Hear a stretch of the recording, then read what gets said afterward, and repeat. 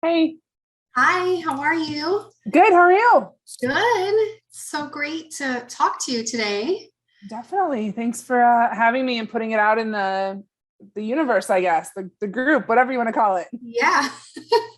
No, it's great. It's like this is so many people, I think, especially because of everything that has happened, like since COVID started. I think Hmm. that so many more people, even than before, are like really interested in, learning more about freelance, especially people who've been working from home and now their bosses want Hmm. to come back into the office. They're like, Yeah, that's the biggest thing we're seeing is that people who now suddenly, law firms are calling them back in and they're going, wait a second, I don't want to go back in. yeah, not interested Yep. in doing that.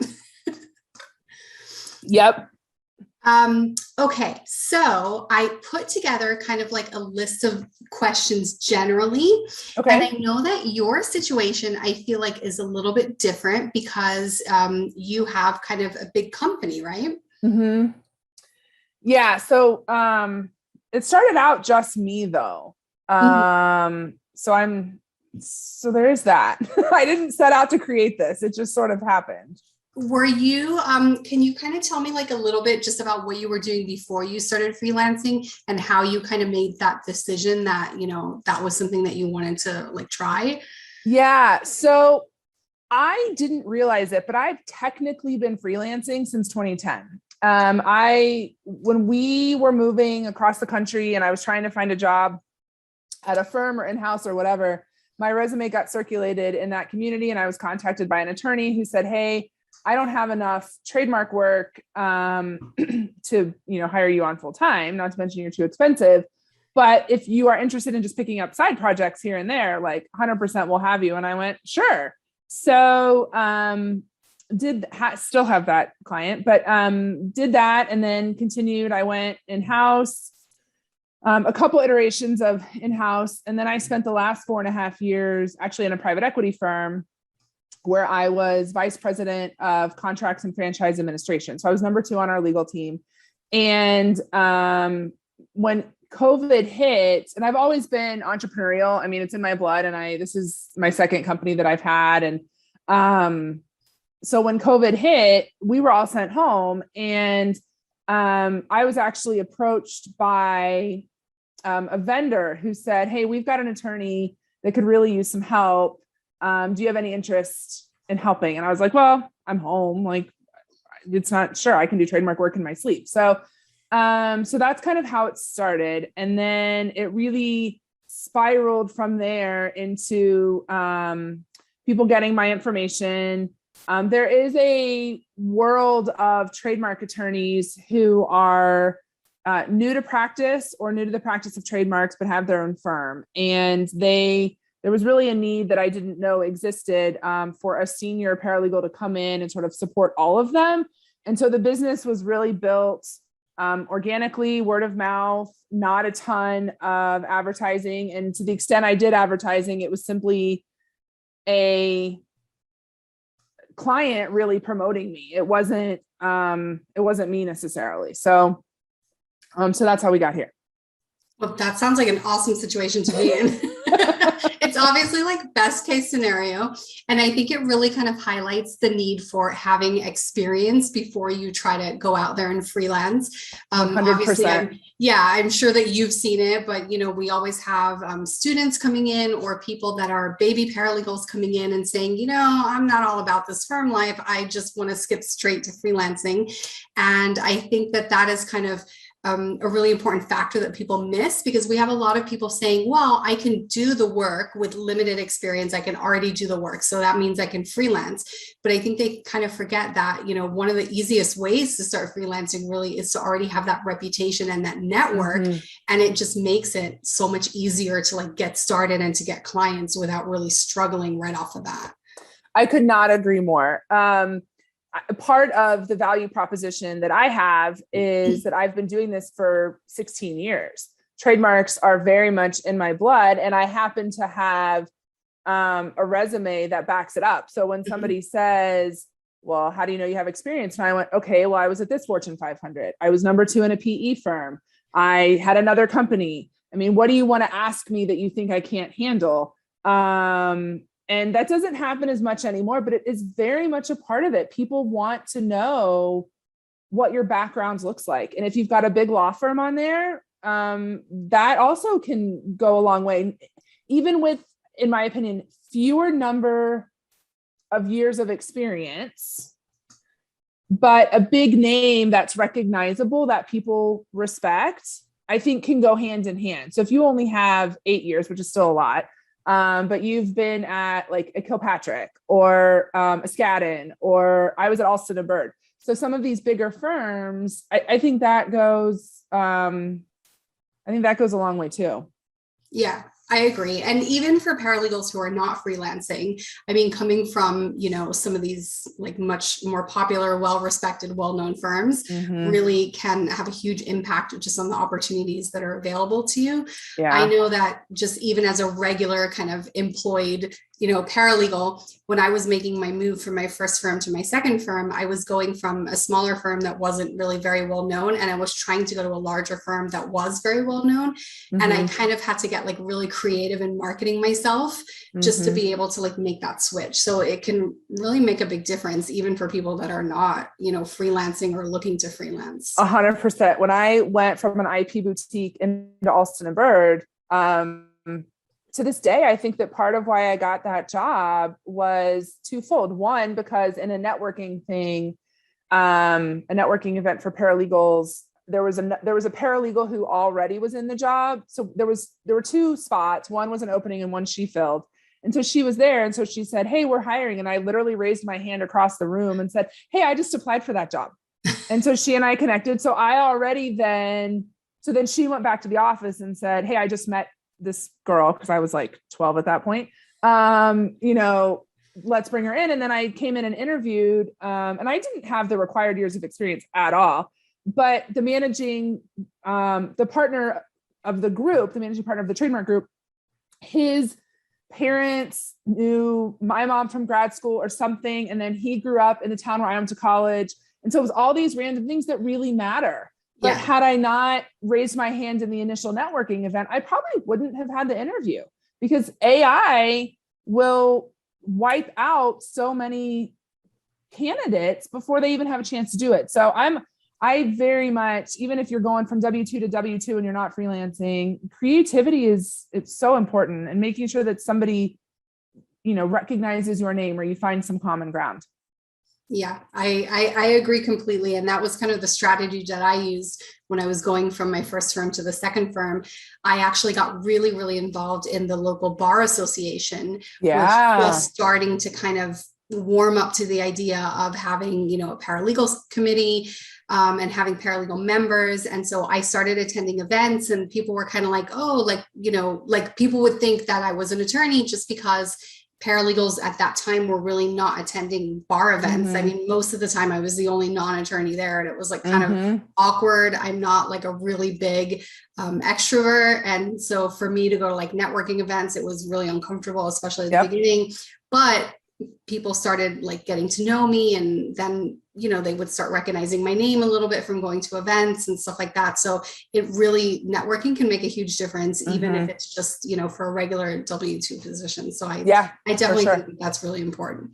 Yep. So how did you go from kind of being a freelance paralegal just by yourself to what you have now, which looks like I see the lineup of paralegals that you have on your website. And that's not even all of them. Yeah. Really great. But I see a lot of really great names there that I recognize. So I'd love to know kind of how you made that transition from just being, like independent by yourself to the company that you have now. Bandwidth. I only have so much of it. Alyssa, who you've named, you probably recognize Alyssa Blabach. So I've known her for a few years, and she used to live here in Phoenix. And so we got to know each other through International Trademark Association, INTA circles. And so when I started to get really busy, which took some time, and that's one of the things that I don't want people to lose sight of. Yes, I probably got a head start in the freelance space because I had a bunch of connections and I had a good pedigree. However, last summer, I couldn't get people to take my phone calls. The same people who are begging for my time now wouldn't take my phone calls last year because they didn't understand what I was doing. So it took some time for me to get my feet under me, to come up with a name, so that sort of took the summer of 2020. And then about October 1st is when we really sort of branded and said, hey, this is what we're doing. And that's when I turned in my notice for the PE firm as well. So, but what happened is, as I started to get really busy, I would put out ads in the freelance groups on Facebook. And I would just say, hey, I really need a person here or there.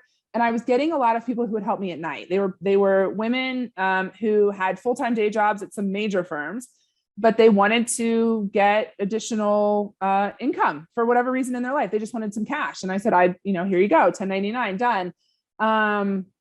And so that's sort of how it started. And then I went to Alyssa early on and I said, what's your hourly rate? You're a W-2 employee at a firm right now, but what's your hourly rate? And she told me, and I said, okay, I can't afford you, but I'm going to build this business so I can, because I want you to come work with me. I need somebody that I can trust, that has the same level of knowledge that I have, that wants to run with me and wants to build this, because I have a vision and I can't do it by myself. And so she said, okay, here's my price. Call me when you're ready. And so late 2020, I called her and I said, Alyssa, I think we're there. And so she turned in her notice in January and joined us in February. And then we did a bunch of hiring at the beginning of this year.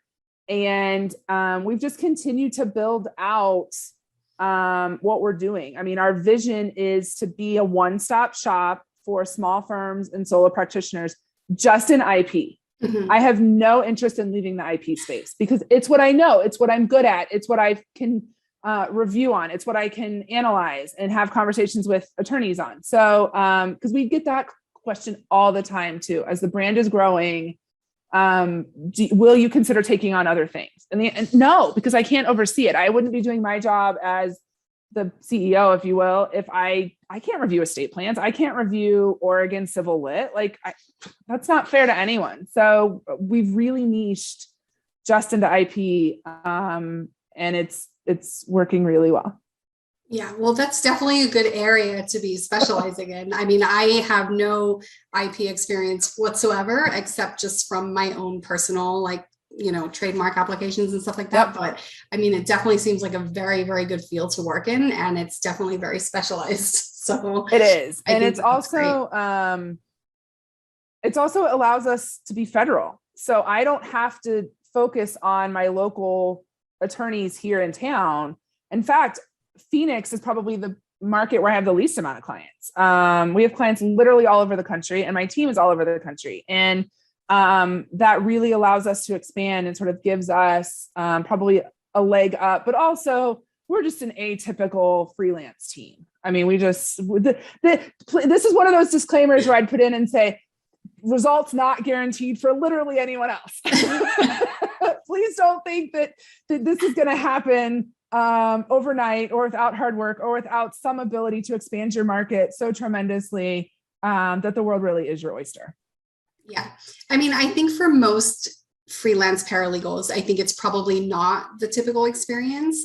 And I think honestly that's what a lot of people are looking for, just that they're fine kind of working by themselves, and they just want that independence to kind of take whatever matters that they feel like they want to work on and just, be able to do their own thing. I think that probably creating like for a paralegal firm, like you have, I think it's probably not going to be the typical experience for many people, but I also think it's really great for people to see that is an opportunity. Mm-hmm. And, I think that's really important because I know that when I started working as a paralegal, which feels like a long time, I've been a paralegal for 24 and a half-ish years.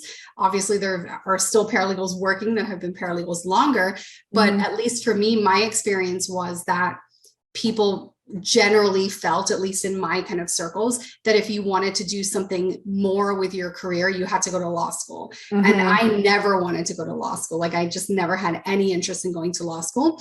And then you started kind of seeing like a lot more opportunities for paralegals to just, you know, even if it's just working as a traditional paralegal, but specializing in an area and just becoming like a really, you know, like hardcore senior level, like expert in your area of law, or teaching, or becoming a freelance paralegal, or, you know, whatever, all the other opportunities that are out there. I think it's great for people to see that there are opportunities like that out there. So they kind of have something that they can say like, well, if that's something that I want to do, it is something that I can do. Definitely. You And know? what we want to do, and what I really feel strongly about is giving, at this point, it's a full women team. So it's sort of easy to say that, but to be a little bit of a training ground, right? So if you want to be a freelance paralegal, but you're not confident in your ability to go get those clients and bring in your own income, not to mention all the bookkeeping that goes along with it. Running a business isn't just doing trademark matter or paralegal matters all day long. There is a financial component to it that really matters. And so we want to give women or whomever, I mean, we're not, you know, if we've got a guy who met our criteria, we would love to have him. We just have yet to have any that apply, frankly. But maybe that's part of it. They see all the women on the page. But it's giving you a starting off point. I don't make any, I don't believe for a minute that my business is the end all be all for anyone on my team. I want them to learn and grow. And especially we bring on a lot of junior paralegals, or a lot of we call them client liaisons, and they're junior paralegals. And so we teach them. And so we train them up in how to be a trademark paralegal, because that is a bit of a lost art. And being specialized, you can really go a long way. And so, or if they want to go do their own business. Now, I wouldn't love that, but the reality is if they want to freelance, but they want a soft landing and they don't want to have to worry about marketing for themselves and getting those clients, but they want the income and the flexibility, we want you, right? That works for us too. And not everyone wants to go get their own clients, but everybody wants the flexibility. I mean, that's like the number one thing that we hear. I can work whenever. Yeah. So, yeah. I totally feel that.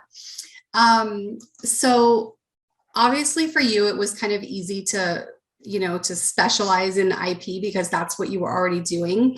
Do you think that it's important, or do you have any kind of insight for people who kind of say like, oh, I'm not necessarily specializing, like I'm doing litigation, but maybe I'm not specializing, like, should I specialize, and how do I know what to specialize in? Or should I kind of be open to doing a little bit of everything?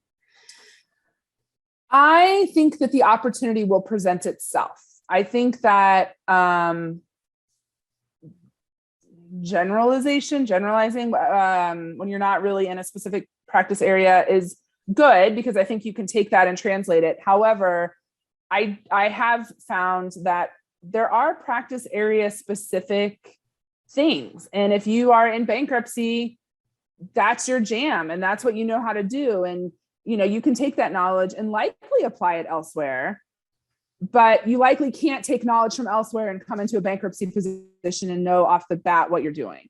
You know, there is definitely crossover. I think this notion of a corporate paralegal is kind of a lost art as well, because you can probably do contracts, you can probably do deals, you can probably do incorporations, kind of generalizing, but then you get litigation, which is a different specialty. I think litigation as a whole can absolutely translate across any practice area. In my experience, if you litigate IP, you're probably well-versed to go litigate in civil or family court or whatever, because a lot of times it's that federal rules of civil procedure that dictate timelines. So once you know them, you know them. It's just sort of the transactional side of things that probably is a little bit more niche. And if you're presented with the opportunity to niche down, I say take it all day long. I don't think you have anything to lose by going into a specialty area. Yeah, definitely. And it kind of makes your life a little bit easier too. I feel like I primarily handle the same type of work that I've always done, which is kind of personal injury, med mal, medical products, liability, like defense, which is pretty much what I've always done. I would never feel comfortable doing like family law or Right. like bankruptcy or intellectual property Yep. because it's something that I've never done professionally. So I feel like I think the benefit that I would bring as a freelance paralegal is kind of obviously my expertise and my knowledge in the practice area that I'm experienced in, which obviously wouldn't be, great if it's an area that I haven't done a lot of work in. Yep. So. Yep. And I think it kind of sets you up, freelance or not, getting a specialty really refines your job searching too. I mean, when you go to look for a job, you want to look for something that interests you, and you don't want to just throw spaghetti on a wall and see what sticks, because that's not going to be successful for anyone. Yeah, that's very true. So you were kind of in a great situation where you got, your initial clients from like networking and people that you were already working with and kind of the circle that you already had. Do you have any suggestions for people who are just getting started? And kind of to tie into that as well, do you think that when people start freelancing, like if somebody told you, I'm really interested in freelancing, I think I'm going to quit my job and just become a freelance paralegal, do you think that that's the right move? Or do you think that it's a better opportunity for people to kind of start slowly while they're still employed, if they are able to, and kind of gradually build up to, now I'm ready to quit my job? I am a fan of the side hustle. It's a little bit of a safety net. It's, going off the deep end is a lot. And I think there are considerations that people don't realize when it comes to benefits, paying yourself, setting up your own entity, bookkeeping, if you need a state or local license, if you whatever that looks like for you. I think it's important that people understand the big picture. And if you can start to put that in place while you're already employed somewhere else, I think you're going to come out stronger. I would simply caution that I wouldn't, put a billboard up saying you're doing this if you're still employed.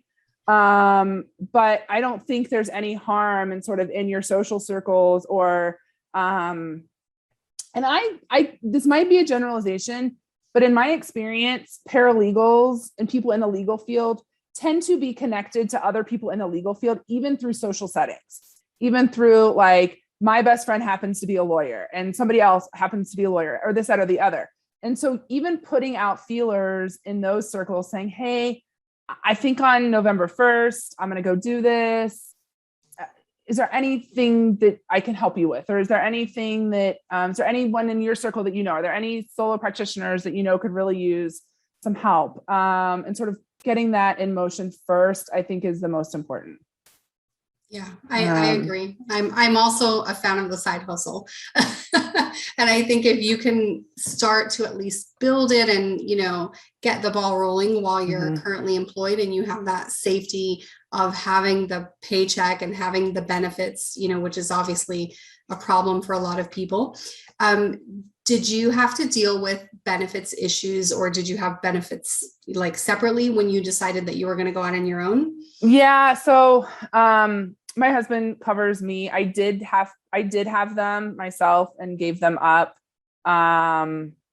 But he right now covers me. So, it's a little bit of an unfair advantage, I think, but as an employer, it's something that I'm definitely having to consider with my team, because right now our team is entirely 1099, but that will change in 2022. And so I have to be mindful that I'm also asking all of these team members to come to me, and I'm not offering benefits. I'm not sweetening the pot for them, so to speak, and really can't afford to for quite some time. But, anything that I can do to help them get coverage elsewhere, or if they're covered, it's a touchy subject. Honestly, I don't think there's a right answer. Yeah, it's definitely a tricky situation. I know that for me, that was kind of one of my main concerns, even though I'm also extremely lucky that I'm married, and if I needed to, I could go on my husband's insurance. But I just like having kind of my own insurance, my own benefits, and everything that kind of comes with that. And that was always a concern for me when I thought about, okay, when I'm ready to quit my day job, like, what am I going to do? And I'm very lucky that I have that kind of guaranteed opportunity to go on his insurance. But it's definitely a consideration. I mean, not even just for the insurance, but you know, if you're trying to do retirement planning and, you know, all of that other stuff that comes with having a great like job with a larger company, it's not always going to be the same. And I think that that's something that a lot of people don't necessarily consider when they're thinking about going freelance, kind of the whole business aspect of it. I think just based on the questions that we get in the group, that a lot of people kind of say, okay, I'm going to just go out on my own, get my own clients, but they're not really thinking, okay, taxes, benefits, bookkeeping, office management, you know, I got to buy software, I got to buy equipment, like all of this extra stuff that comes along with it can really get add up very fast. Yeah. I mean, you know, we happen to use Clio, which I'm very vocal in my disdain for Clio, but it works for what we need it for right now. And it's like $65 a month or something. And I only buy one license and I make my team use it. Like and it's not that $65 is going to break my business. Like I had some lawyer call me out one time and say, well, if you can't afford Clio, you shouldn't have a business. And I'm like, no, it's not that. It's the Clio is literally highway robbery for the amount of effort it takes to run Clio. But that's a consideration that I think is overlooked, that you can run out of QuickBooks for a certain amount of time, but it also depends on, and what I would love is if more members of the group were really mindful about a business plan. Like do you want to go into freelance because you want it to fill a gap where you need to be home with your kids for a certain time and you just want to pick up work? Or do you really want to put together a fully sustainable business over the next several years? And what's that look like? Because those are two different sets of goals. And have two different considerations. And if you are just doing this for a short time, then maybe you don't need to invest in all the software. Maybe you can run out of QuickBooks and invoice from there and pay the $40 a month or whatever it is. But if you need to grow or you need to handle, I don't know how many matters we have in our Clio right now, but we're probably north of 3,000. You can't conflicts check that in QuickBooks. Right. So there's just a lot of things that that need consideration. Yeah, it's definitely, and I kind of made like a little note for business plan for myself so that I can remember to raise that issue in the group. And I think that would be a really good conversation to have, because I know a lot of people come in and typically the first question is, I want to start freelancing. Can you send me a copy of your contract so I can just make my own contract? I just paid $1,000 for my contract, people. Like, if you want me to put that in the group, I'm not kidding. Like, this is what it takes to run my level of business. Is a expensive contract, right? Like, I now have an attorney that I keep on retainer for my business, like considerations. And no, I'm not just going to send it to you. Sorry. That's generally the reaction of most people. That is, it is actually. So that's kind of why I stay out of it. I'm like, everybody else has this covered. So on the topic of contracts, do you think that it's really important if someone, even if they're just kind of doing it like, you know, because they want the flexibility, or they're doing it because they want to like really have this like amazing business, how important do you think it is for them to have a contract, hopefully that an attorney helps them create, that they can use with their clients? Okay. So if you snippet this down or you put like portions of this for your own use, which is totally fine, I'm going to tell you a story that's going to reinforce why they need a contract. I had a client who signed up with us in February. We have an onboarding fee. So to sign up with our firm, attorneys have to pay $250 to just have access to us. And then you sign a contract. That attorney accrued or racked up $8,000 in fees with us, has never paid me. I now have filed suit against her. Thankfully, my contract has jurisdiction of Arizona and Maricopa County, so I didn't have to go far to get an attorney to represent me. But we filed suit. So I now have a pending lawsuit against an attorney who's based in Atlanta for $8,000 in fees, plus now interest and everything else. So if I didn't have that contract, I would be screwed. because that money's gone. I've already paid USPTO filing fees out of it. I've paid my team out of it. The money is gone. It's literally money out of my pocket that I'm trying to recover. So if there's no other takeaways, I don't care if that person only pays you $100 for the life of the contract, get the contract, because you don't know. If they're the sweetest attorney ever, there's never going to be an issue. Just a small town, I don't care. Get the contract. They'll sign it. They're attorneys. And frankly, if they don't want to sign it, then maybe you question whether or not you want to work with them, because this is what they should be doing. So anyway. Big red flag. Big red flag. So obviously you don't feel this way because you filed a suit. But one of the things that I've seen people say is if the attorney doesn't pay you, like basically like, oh, just like let it go, because people don't want to work with people who go after attorneys for fees. Like that's one of the things that we've seen. So I know that I have not had the issue myself.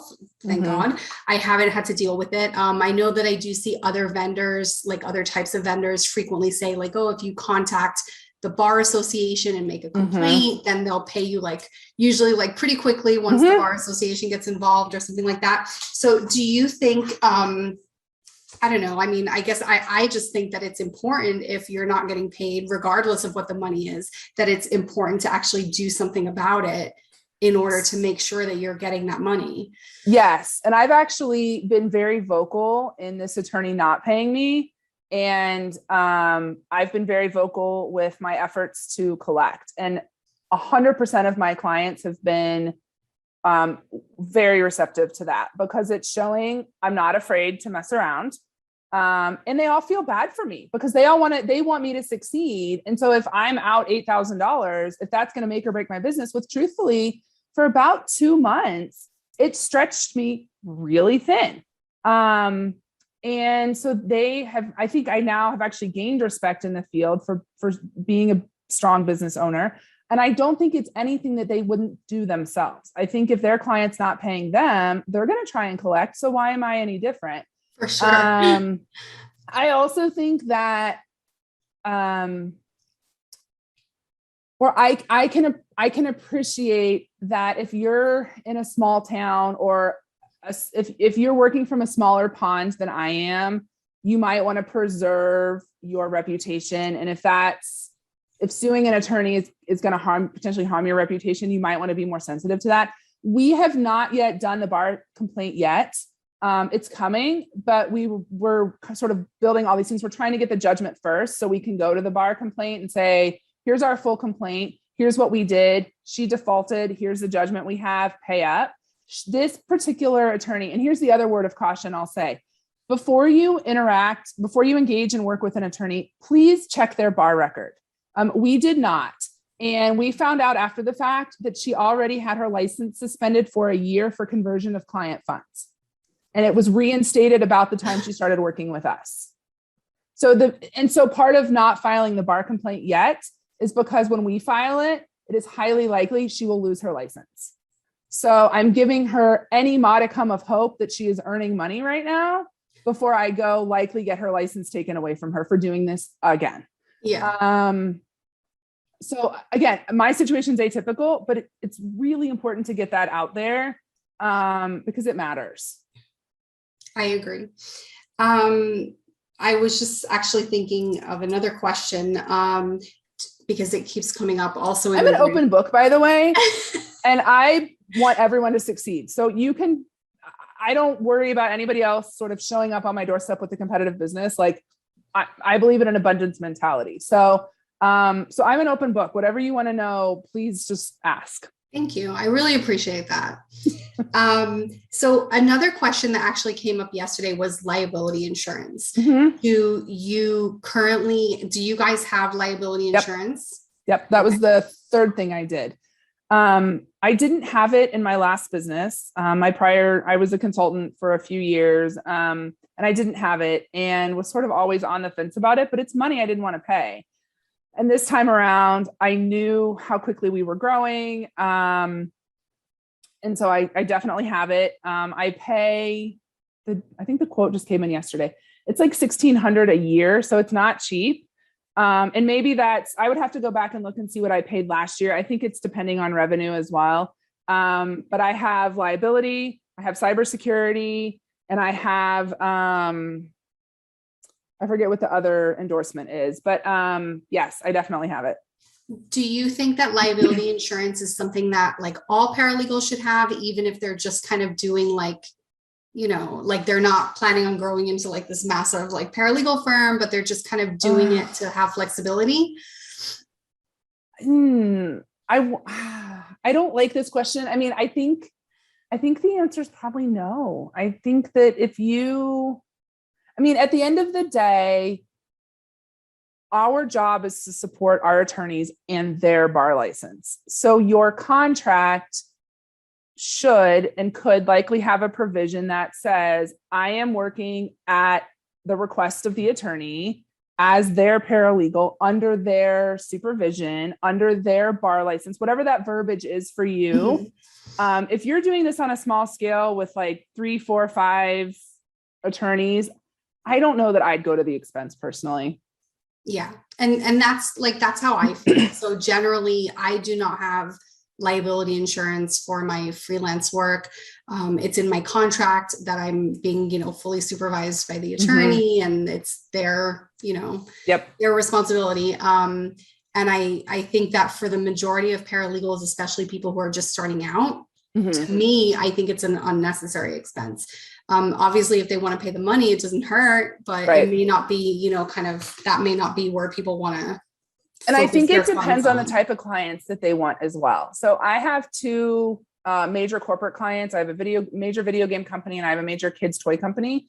And they've requested certificates for me. So I think it just also depends on what their ideal client base is, and if they think their clients are going to require it.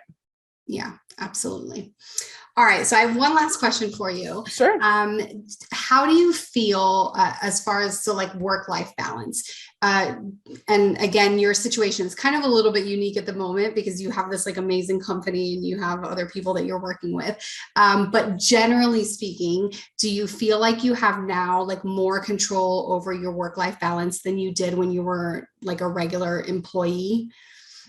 Yes, I choose to work insane hours instead of being told to do it. I do. I mean, if I get a phone call from school in the middle of the day, I'm out the door. If I want to travel and do something, I can, and I don't have to ask for permission. So I work, I bet if I actually added up all the time that I'm working, I bet I don't actually work 40 hours a week. I bet some weeks I work 60 hours, some weeks I work 20 hours. And I have a team that can back me up on that. But part of getting the team was because I had no work-life balance. I was working all the time, trying to make all the clients happy. I think boundaries are super important. I suck at them. I have no advice to give anyone. But I think they're important. And, communication is key. And if new paralegals or new freelancers are watching this and you're setting up your fee structure and you're not sure what that's going to look like, please charge a rush fee. Please, please, please. It took us too long to implement that. And I was like dropping stuff to like work on other projects, and it became a big mess. And so now we charge a rush fee, and we ask the client if they send in the project and they say, can you do this today? The answer is, do you want to pay the rush fee? And if they do, fine, I'll drop it. And if they don't, fine, it'll get added to the normal turnaround time. So, and the other thing I would say is, and I know you didn't ask me any for my advice at all, but if there's a client that maybe you want to work with them, but maybe you don't, and you're not quite sure, price yourself higher than you right now think that you're worth. So if you're sitting there and you're like, oh, my hourly rate's 40, throw it out the window, charge 80. I don't care. If that client wants you bad enough, they'll pay it. I guarantee it. And they probably won't bat an eye at it. And if you're not sure what your pricing is going to be, call me, because I'll tell you, I'm probably priced higher than almost anyone. And it matters. And don't sell yourself short, because you're providing a value added service. And think about how much they all charge too. I think we lose sight of the fact that we want to be successful and we want to have our business. But we probably all have a little bit of imposter syndrome, right? We're not sure what we're worth. We're not sure what we can charge. But they're probably charging $300 an hour. I mean, I don't know kind of in smaller towns or smaller markets what that looks like, but I know what all of my attorneys charge, and I know where my numbers can come in at, and it works. And as long as you're producing up to that level, it'll be fine. Now, don't come into the market with a $75 an hour rate at 5 years of experience. It won't work. But come in at 50, come in at 60, like be confident and sell yourself. And I can talk about this all day long. I mean, I can literally, if you ever want to do like a live and invite your group, I will like explain to them all the things they need to do, because it matters. And clients pay me a lot of money. And it works, and they derive additional revenue from what I teach them. So yeah. I can talk about this forever. I have so much passion around this subject, and I invest a lot of money in not only my business, marketing my business, my team, but also in the freelance paralegal concept, right? So I pay to market at conferences. I'm going to a massive one in DC next month, and I'm paying $2,500 to sponsor it. And yeah, it gets my name out there and it gets my company for sure. But the reality is it gets out there, this idea that you can outsource paralegal services. And that really benefits all of us. Mm-hmm. Because if companies don't know that that's an option, they're not going to consider it. They know that they can outsource everything else, but they likely will just call their firm that they're already paying a fortune to use that. But they can also hire just an outsourced paralegal to bring in on a temporary basis or more for a less expensive number, without paying all the law firm markup, and still get the same goal accomplished. So I'm really a mouthpiece for, yes, my business, but I only do one small thing. So I'm really a mouthpiece for the bigger freelance market as a whole, which is, do you know that this is even an option? Yeah. So, I am on a national scale. Like I don't do anything here locally at all. Everything I do is international and national exposure. For all those reasons. I mean, it matters. And I want to create a foundation here and, help out where I can. So good. I love that. And it's obvious. I mean, anyone can see that you're very passionate about that. And I love it. I mean, I'm passionate about everything paralegal.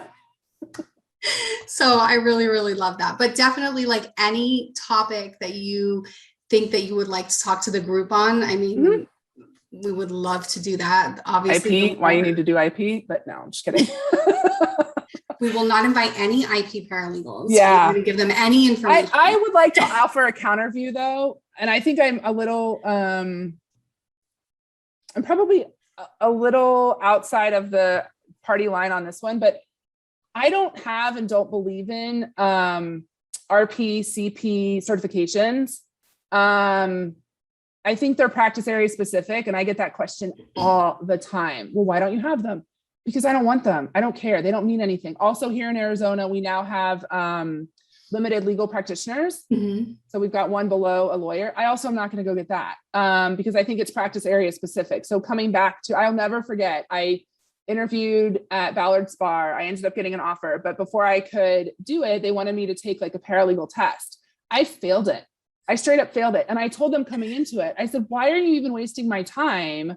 I don't do civil lit. I don't do torts. I don't do real estate. Like, I don't do any of this. Like, put me in an IP box and let me do what I do and I'll be fine. And so, so I would love to see some sort of, if we're going to go into the certification route for the field, which is probably where it's going to head at some point, when there's a strong enough national body that really says, hey, everybody is doing this, it needs to be specialized at a certain level. It needs to be, if you're an RP and IP, fantastic. If you're an RP and civil lit, fantastic. I don't think there should be this expectation that this means that because you're an RP, you do all of this, because it's not reality. So I know that I sit in left field on that train of thought, but but it's just one of those things. Yeah. And I don't want people to think that they have to do it either. Yeah. No, I completely agree. And it seems, I know that I've heard this from other IP paralegals specifically.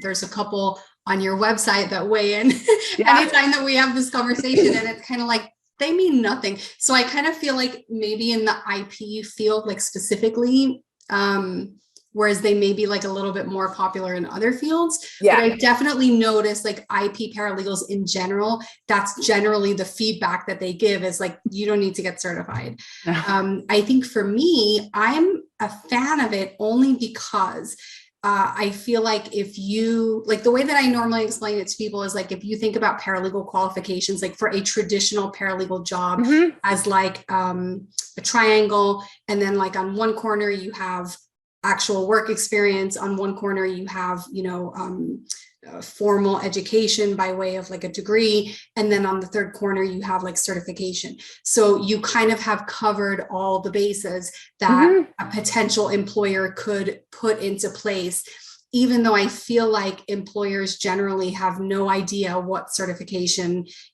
involves or what it means or what it actually takes, but they just kind of say, well, I want someone who's certified. The same way that I feel like they just say, I want somebody with an ABA approved education, which means nothing anymore. Which means literally nothing. Yeah. Because I think it's just that it's something that they're kind of comfortable with, like, especially the ABA. They're like, oh, we know who the ABA are. Like, that's obviously must be good. Yeah. But I think that those are kind of steps or like barriers that employers put into place just so they can kind of say, oh, well, these are like the qualifications that you have to meet. Yeah. But through networking, if you can get into the position another way, they're completely happy to just disregard whatever those qualifications are for the most part. Right. I know, like for me, when I went to my last firm, none of the paralegals were certified or registered. So in Florida, we have the Florida Registered Paralegal, which is through the Florida Bar. There's no exam. It's just basically that you met whatever the qualifications were. And they said, oh, now we want everyone to be a Florida Registered Paralegal. And everyone was really mad because like nobody had it. And just because I came in, they were like, oh, this seems like a really good idea.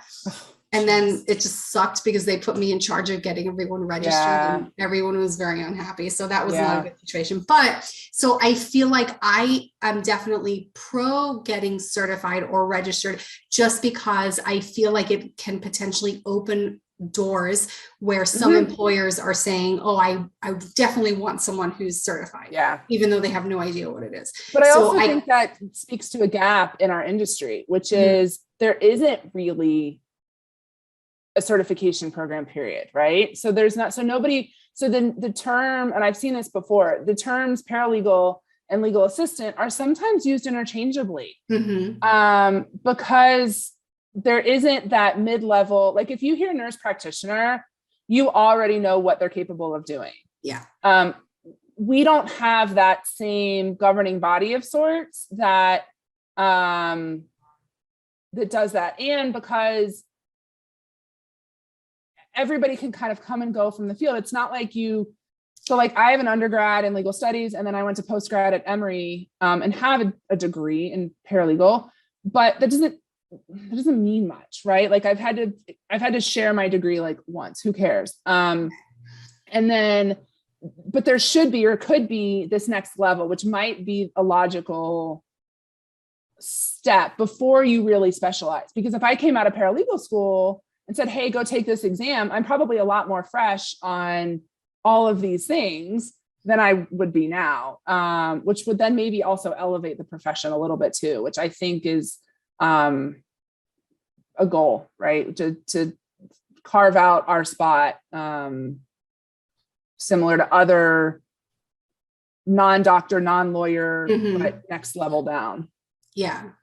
No, I definitely agree. I think it's so tricky, especially when most states don't have any requirements. I mean, obviously, like here in Florida, you can just walk in off the street with no education and no, experience and get hired as a paralegal. And that's actually how I started. I had no education. I had no experience in the legal field.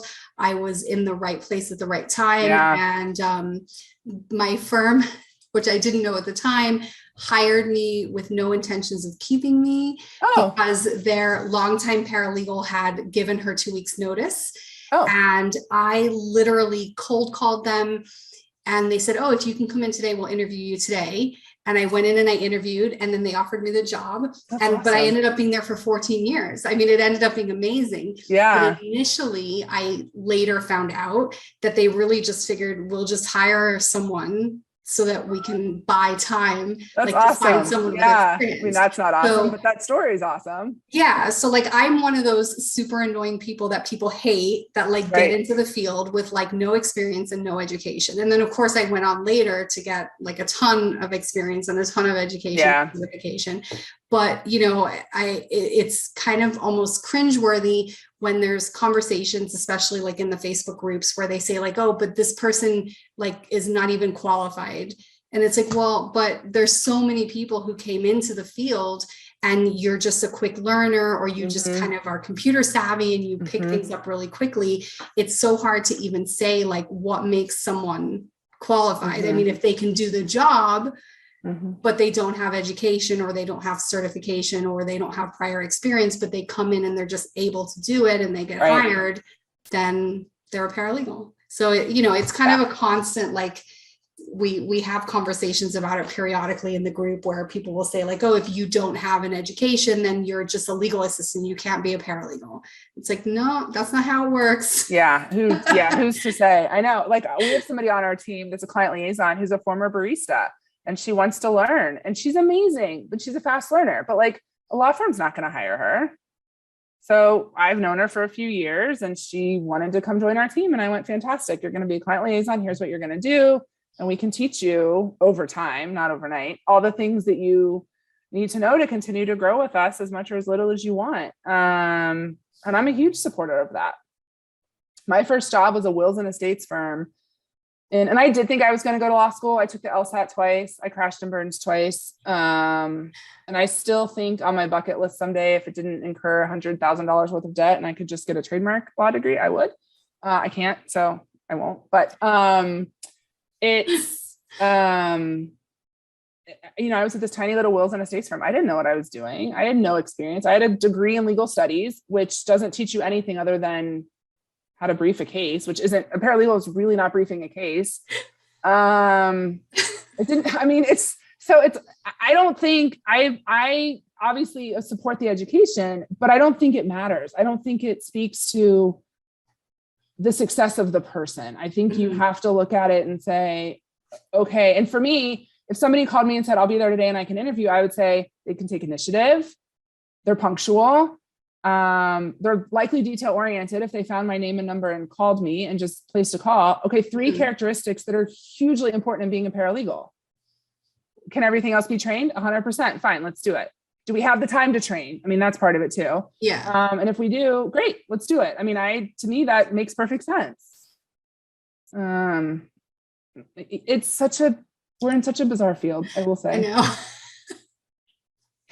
It really is. It's true. But, at least one of the things that I really love about the field is you can really go as far as you want to go. I mean, that's one of the things that I always tell people when, sometimes we get people coming into the group saying like, I'm interested in becoming a paralegal. Like, what do you like about it? But I see a lot of people like talking like how it's like so horrible and it's so stressful. And like, now I'm starting to get nervous. And I always tell people like, one of the things that I love about it and that one of the reasons that I would kind of recommend it to anyone is there are so many opportunities. I mean, there's so many different types of law, so many different firms, companies that you work for that are not law firms. I mean, I'm like living the dream paralegal position right now, working for a cruise line. Yeah. I absolutely love it. The benefits are amazing. So, I mean, Freelance, are you W-2? And I'm a W-2 with Royal Caribbean. Okay. Yeah, so I'm a W-2 with Royal Caribbean, but I love it. I mean, but I loved my law firm life. I mean, it's funny. A lot of people have negative experiences. I mean, attorneys are people just like everyone else, and they can have bad days, and you can have attorneys that are jerks and negative working situations. I have been reasonably lucky. And the last firm that I worked at, I absolutely loved my attorneys. I mean, I loved working there. But when I had the opportunity to go and work in-house at Royal Caribbean, like I couldn't, like there was no way I would have turned it down. Yeah. But I really loved like my last team, and I wouldn't have left there for like another law firm, and then leaving was like a bad experience. They didn't take it very well, which was really sad because I liked them so much. But I mean, I've been really lucky in having kind of a variety of different experiences. So, working for like a trial team at this really amazing law firm, and getting to travel and, attend trial with some amazing attorneys that I was really loved. And now working in-house at Royal Caribbean with attorneys that I also really love. And I'm also teaching, and then I have my own business. And so, a lot of opportunities have come from me becoming a paralegal all those years ago. And I think that it's just great that there are so many opportunities that you can make out of the position that don't involve going to law school. Yes. There's a lot of good opportunities. And I think people are really limited by how much they want to put into it. For sure. And I think attorneys can really make or break it. I mean, I think that I've also been really lucky to have some great attorneys on my journey. I've had some not great ones, actually. And honestly, the most difficult person to work for was another paralegal who was on a bit of a power trip, and she made my life miserable. And that wasn't even an attorney. So I think that can make or break what you're doing. And I also think that those attorneys can sometimes be your biggest supporters. And I would say to anyone that wants to go into the freelance space, call some of those attorneys, call people that you've worked for in the past, get their recommendations or get their, get their feedback, whatever that looks like, but use that, because that really matters. Like this morning, a client sent me a markup in red pen, and I called them, and I'm really good friends with this client anyway. And I said, please don't ever send me anything with red pen markup again. I have PTSD from an attorney that I worked for at Alston and Bird, and I don't do red pen. So don't ever send me that again. And he was very good natured about it, but like, I wasn't kidding. Don't send me red pen markup. Send me any other color. Don't send me red pen. But again, attorneys can make or break it. So, so is your cruise on Royal Caribbean then? Are you doing the paralegal cruise? Yeah. So I do the annual cruise. The next one's coming up in January, and it's going to be the 8th one. So it's been around for a while. So I've been working at Royal Caribbean for just over 5 years, I think in July it was 5 years.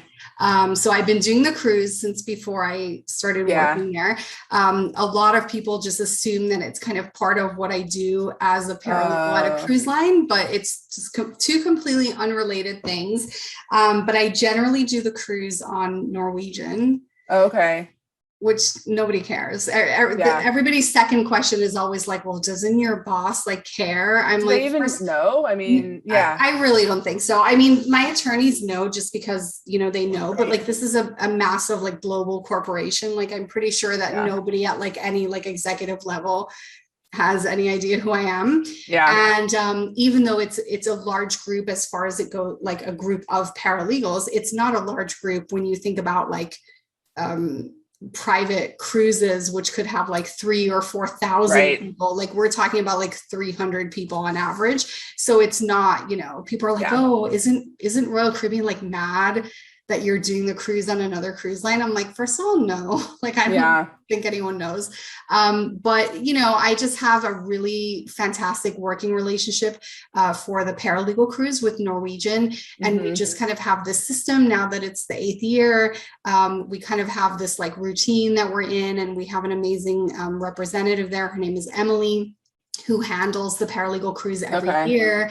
And we kind of now have it like down to a science, and they take really, really good care of us. So we get great pricing and like really amazing perks every year for all the attendees.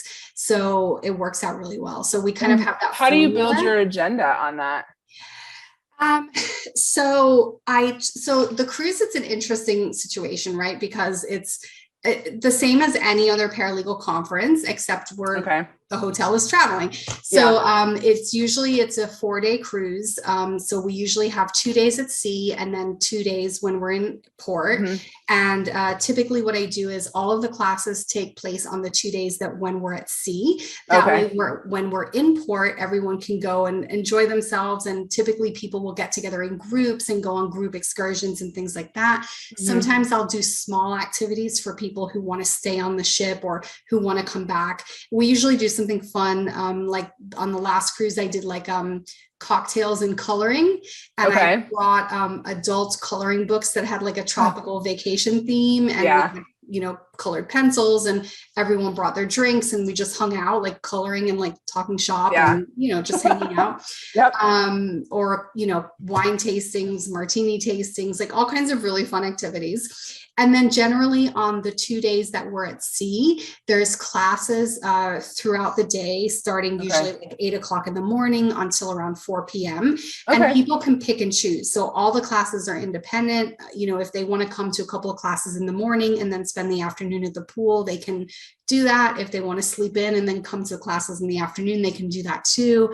And then for the actual classes, normally what I look for is paralegals. So most of my speakers are paralegals. I have some attorney speakers, but I really look for people who are going to have kind of really like quality information that will actually teach paralegals how to do something.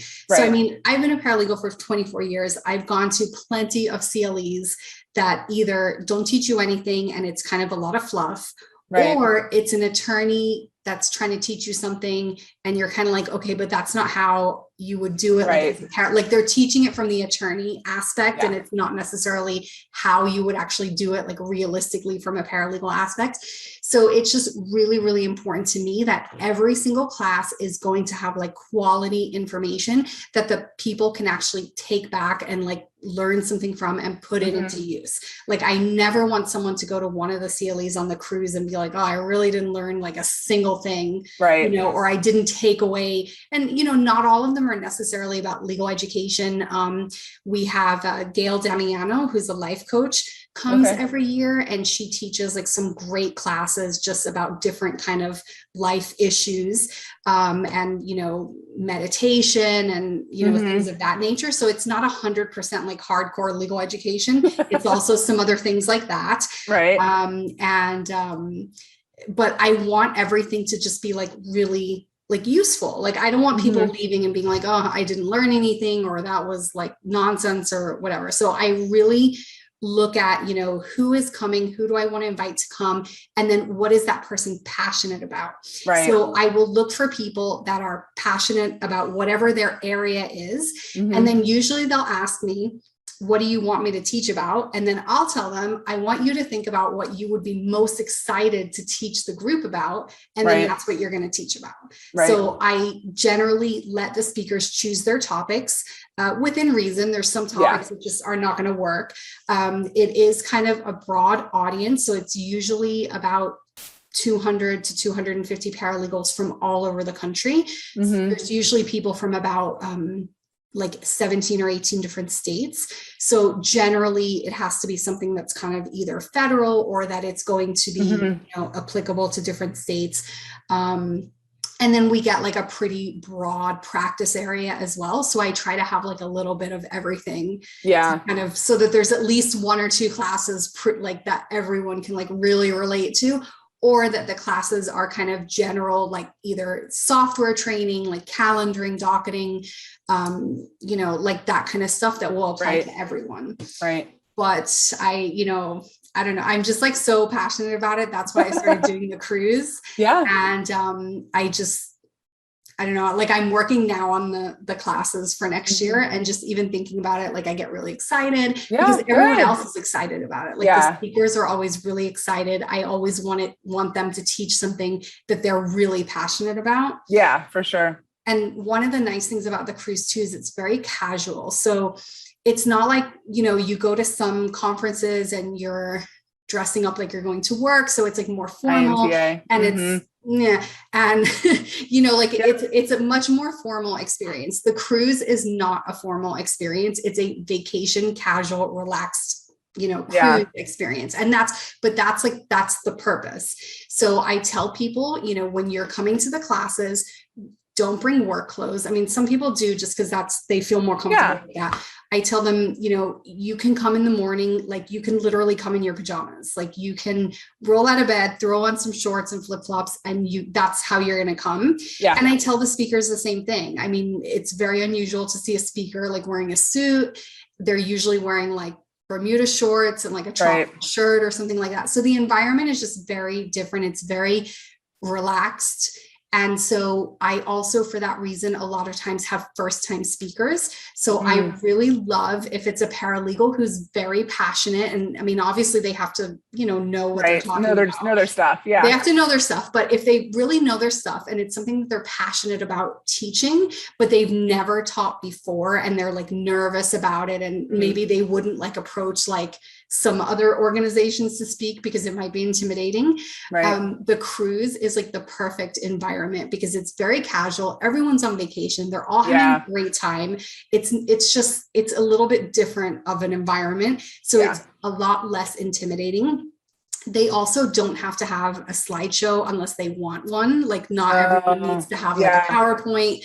And so, you know, I will help them with that as well. Like, okay, it doesn't need to be a PowerPoint, but if it is a PowerPoint, it could literally be memes. Like I've done this before.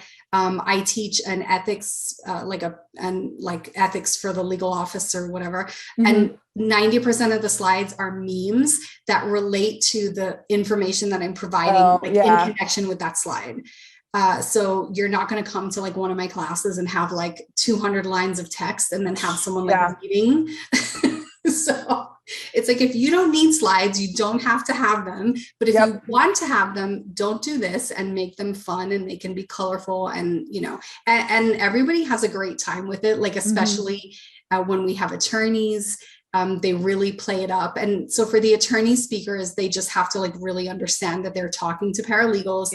So they have to be giving knowledge that's like good for paralegals. But they also have to like really love paralegals. And that's like important to me too. Like they have to be like very, you know, like not all attorneys are like super pro, like support staff, like they're just not. And so the attorneys that we have come on the paralegal cruise love paralegals. Like they're super pro paralegals. They have a lot of fun with it. And it's just a really good time. You can tell I'm passionate about that. So. Yeah, for sure. I love that. Yeah, that's exciting. Yeah. I hadn't heard of it. And then Alyssa, I had mentioned to Alyssa that we were chatting, and she was like, oh, she does the paralegal cruise. And I'm like, oh, that's kind of curious. So that's the first I'd heard of it, but yeah, I think that's interesting. I go to I have a conference in 2 weeks. It's Alt Legal Connect, which is a trademark specific conference, and it's heavy on the attorney attendance. And so I'm teaching a workshop on a very specific, nuanced piece of the trademark process. But yeah, so that's like a slideshow and a thing. And I'm just like, okay, fine, whatever. I'm much more casual, but yeah, I love the idea of going to a conference and not feeling like I have to have a second wardrobe. Because when I go to INTA, you have to have a day outfit and a night outfit. You have to have like your business meeting clothes, and then you have to have your nighttime dinner party clothes, which are not the same thing and not the same set of shoes. And so you end up packing like 10 days worth of clothes for a 5-day conference. I'm like, this is a thing. I mean, this is an event. It's like the social event of the year for trademark circles. And we haven't had it since 2019. And this year they're doing some virtual thing again. And I'm just like, I'm over it. Like, I'm so over it. I need my in-person back. I need my life back. Because that's like a second social circle for me, to go to INTA and like see all my attorney friends and you know, corporate friends. So anyway, but that sounds fantastic. That sounds really exciting. Yeah, I really enjoy it. And, it's funny because when I initially, like the first one that I ever did, I actually was just going on a cruise for like a girls' weekend. And because all my friends are paralegals, it just ended up being, I think there was like 6 or 7 of us, but we were all paralegals. And somebody kind of joked, like at the time I was already teaching CLE, but this was like really early. Like I didn't have perfectly paralegal yet, I don't think. And I wasn't doing like a lot of the stuff that I'm doing now, but I was already teaching like 1 or 2 CLEs. And so we were kind of joking like, oh, if Linda teaches us a CLE on this cruise, it could be like a tax write-off, or like maybe like somebody would pay for us to come or something. So I said, oh, that's okay. Like, let's do one. And the first paralegal cruise, so we said like, oh, like, let's do one. We'll plan another girls' cruise for next year. Maybe a few more people will come and I'll just teach 1 CLE. So it was literally like no sponsors, no vendors, no other speakers. It was just going to be a girls' cruise. And then I would just teach 1 CLE. That was it. Yeah, that's your business. Yep. That was going to be it. And so I made a website for it just so that all the information was in one place. Like this was not a conference. It was not, it was just like a girls' weekend. If you want to share it with your friends, the more the merrier. And in the first like 30 days, about 40, like between 30 and 40 people had signed up. Wow. But it was nobody that I knew. It was just like a bunch of people signed up. And then people started reaching out to me and they're like, well, when are you going to have like the lineup of speakers? And I'm like, oh, okay. I guess I need to start working on a lineup of speakers. But so I pulled it together and we had, I think 298 people for that first one. And because I didn't know like everything that I know now, like we had tiny meeting spaces. And in one of the CLEs, I'll never forget, like half of the people were sitting on the floor because it was like just a tiny space, but a really great speaker. And like, there's just like rows of people like sitting on the floor with their legs crossed. And there's literally people, like we had the door propped open and people were like huddled around the door because the speaker was great. But the cruise line only had a classroom for like 30 people or something. And I was like, well, that's going to be more than enough. And that was the first one. And then it just continued to grow from there into what it is now. That's awesome. Awesome. It sounds like fun. I don't know that I've ever gone to a paralegal conference. So it'd be interesting, but if you need any IP stuff, let me know. Can't teach on anything else, but IP stuff, I've got you. Anything else you want to know about me or Delegate.legal or anything? IP related. That's all I got. No, I mean, I think that we've covered all of the questions that like, I think everyone like really wanted to know. So just IP related. So if somebody is currently working in IP, like they're like already experienced in IP and they're interested in freelancing, or if they're just getting started, but they're really interested in IP, can they reach out to you? So we always accept resumes. The email is beamazing. So beamazing at delegate.legal. And if you're in IP and you want to, continue patents, trademarks, copyrights, definitely let us know. If you want to get into IP and you've got any sort of legal background or you've started dipping your toe into this water, also let us know, because we're always looking for client liaisons / virtual assistants. So our virtual assistants work directly with our attorneys one-on-one, and they get a really sleeves rolled up view of the law firm, the practice areas, anything you could think of while also learning the IP field. So it's kind of like an entry-level start off point. We are all over the country. We are only US based though. I will say that everybody, and that's really important to a lot of our clients. So US based, but anywhere in the US. We love meeting potential new team members and are always open to those conversations. Okay, fantastic. Well, what I'm going to do is, after we're done here, I'm going to put your email address and the website email address, I think, is on the top. Website, I think, is on the bottom, so that everyone will have their information. And then I'll be sharing this like into the group and into a couple of other places, so that everyone can watch it and get some great insights. So I really, really appreciate you taking so much time. I know that we've gone like way over. It's okay. But I really, really appreciate you taking this time to kind of help share all of your amazing insights for everyone in the group. Yeah, thank you for having me. It really is a joy. I really encourage anyone that wants to do it. Just make sure you do it with your eyes open. And I'm always happy to be a resource. So if there's anything I can do to help anyone with their business, or if they have questions for me, if there's anything you want to do with your groups, or if you want to do anything else, let me know. I really do want this to succeed for a lot of reasons. Like, I think it's a really cool concept, and it's a really great path for paralegals. So awesome. Thank you so much. I look forward to seeing you in the group, and I'm sure we will be talking again. Sounds good. Thanks. All right. Thank you. Bye. Bye.